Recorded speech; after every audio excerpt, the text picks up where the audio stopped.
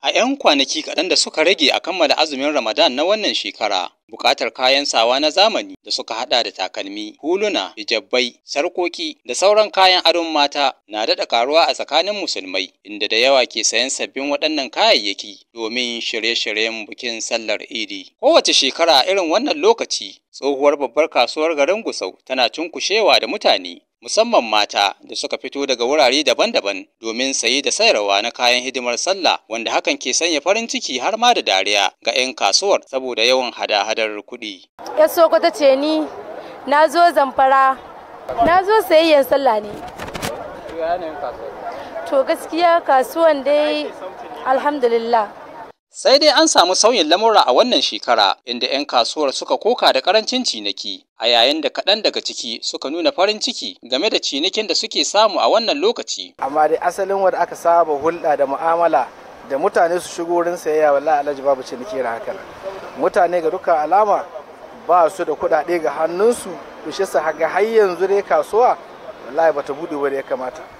A shekarun baya kamar irin wannan lokacin da muke ciki, a ce yanzu azumi ya kai 24, to tsakanin da Allah baka ma ban ma da lokacin interview da kai haka, mutane sun shigo ana ta hada-hada. Yanzu kuma kasuwa dai ta da ke buɗewa yadda ake so, amma Allah da mun san komai zai warware insha Allah.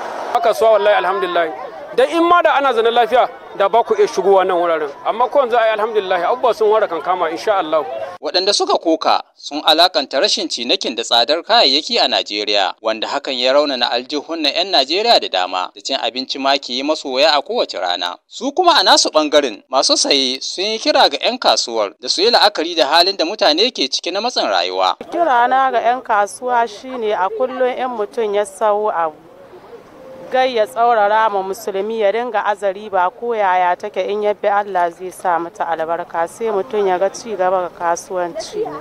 Duk sadda ka tsawwala ka sa abu da yawa, tsakanin da Allah za ka isko mutane za su ta wucewa ne don yanayin da ake ciki, amma in ka aza kaɗan ɗin sai a siye. Kamar dai yadda mutane suka fara kirgan kwanakin da suka rage a yi bikin sallar Idi, su ma 'yan kasuwar na kyautata zaton karuwar ciniki idan har aka biya ma'aikata albashin watan Maris kafin ƙarasa azumin Ramadan. Da Gusau Umar Adam, labarin NTA.